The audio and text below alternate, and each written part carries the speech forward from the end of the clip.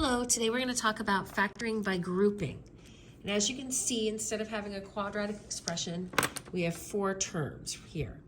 So we're going to break this into two pieces so that we can factor it and end up with two binomials.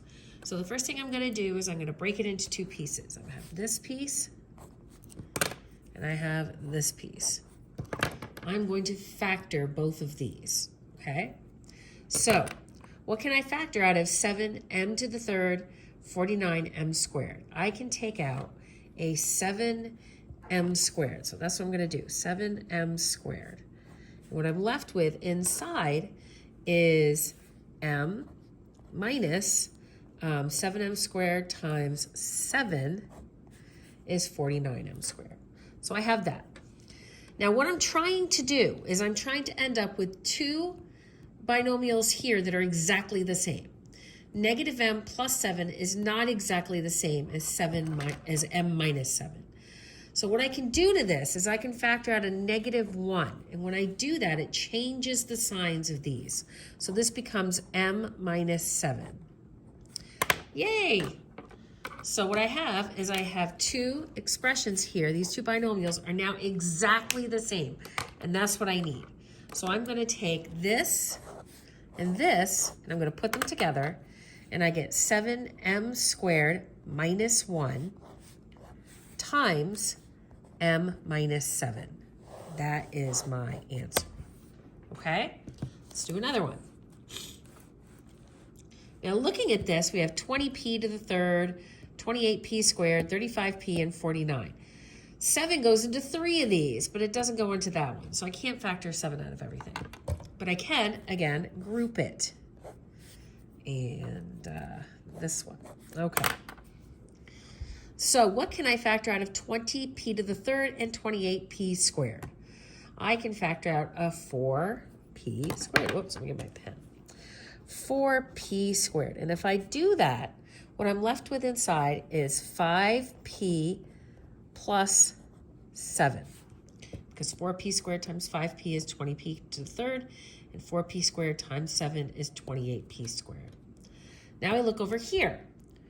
What I can factor out of 35p and 49 is 7, a positive 7. So it's plus 7 times 7 times 5p, and then I have 7 times 7 is 49. Now again, this is very exciting. These are exactly the same. It only works if those two expressions are exactly the same. So I'm going to, again, let me get my green pen, put these two together, and I end up with 4p squared plus 7 times 5p plus 7. You see that I got the 5p plus 7 from here, and I got the 4p squared from here, and the 7 from there, okay? So the last one, I made a mistake here, ignore that. Again, we're going to break them into two. This time I've got more than one kind of variable here. I've got different variables. So what can I factor out of 21xc and negative 12xd squared? Well, I think I can take a 3 and an x out of there. And I'm left with 7c and, let's see, minus 4d squared. Okay? Now over here, I need to keep in mind, again, because we want these two expressions here to be exactly the same. This is negative and this is positive. So I'm going to take out a -2. And let's see, y is in both of them. And I'm left with 7c minus 4d squared. By taking out that negative, I have ensured that these two are exactly the same, which is what we want. We're going to pair these together, and I have 3x minus 2y times 7c minus 4d squared, right? Because if I were to multiply that out, I'd take this and I'd multiply it times everything over here. Oh my gosh, that's what's going on here.